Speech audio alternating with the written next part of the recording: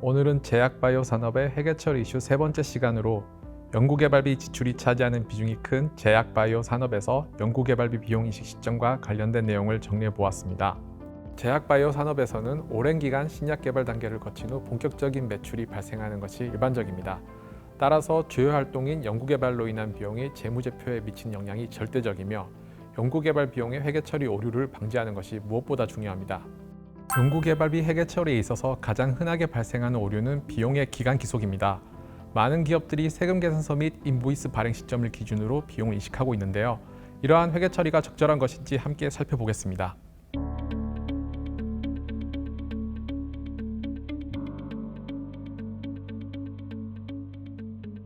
일단 기준서를 보면 연구개발 비용의 인식 시점에 대해서는 기업 회계 기준서 1038호 무형자산에 언급되어 있습니다. 기준서에 따르면 재화가 제공되는 경우 기업은 그 재화를 이용할 수 있는 권리를 갖게 될 때 그러한 지출을 비용으로 인식하고, 용역이 제공되는 경우 기업이 그 용역을 제공받을 때 그러한 지출을 비용으로 인식하라고 기술되어 있습니다. 여기서 용역을 제공받을 때의 의미는 용역을 사용하는 시점이 아니라 용역을 제공하기로 한 계약에 따라 공급자가 용역을 수행한 시점을 의미합니다. 따라서 세금 계산서가 재화를 사용할 수 있는 권리를 갖게 되는 시점 또는 용역을 제공하는 시점에 발행이 되었다면 세금 계산서 수취 시점에 비용을 인식할 경우 회계 기준에 맞게 적절히 회계 처리된 것입니다.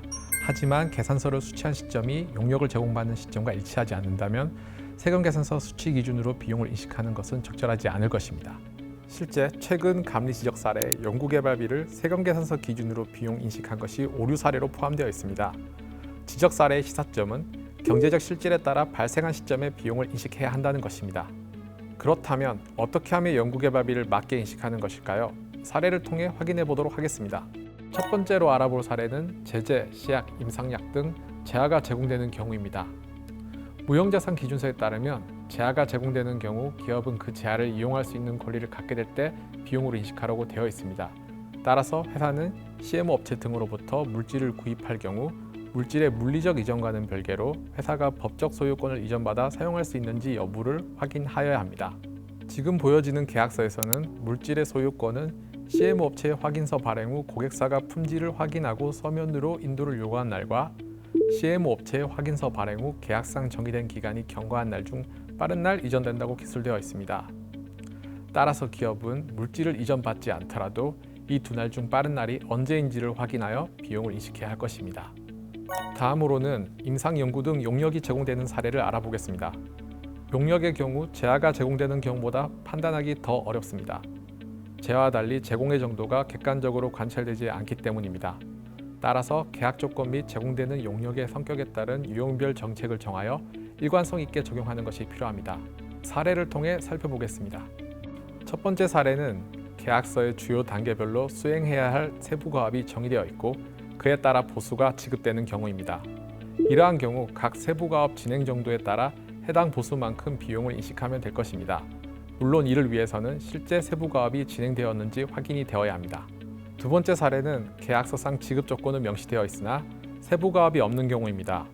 이 경우 지급 조건이 용역의 진행 정도를 나타내는 것이 맞는지 검토하고 용역의 진행 정도와 유사하다면 지급 조건 충족 시점에 청구 금액을 비용으로 인식하면 될 것입니다.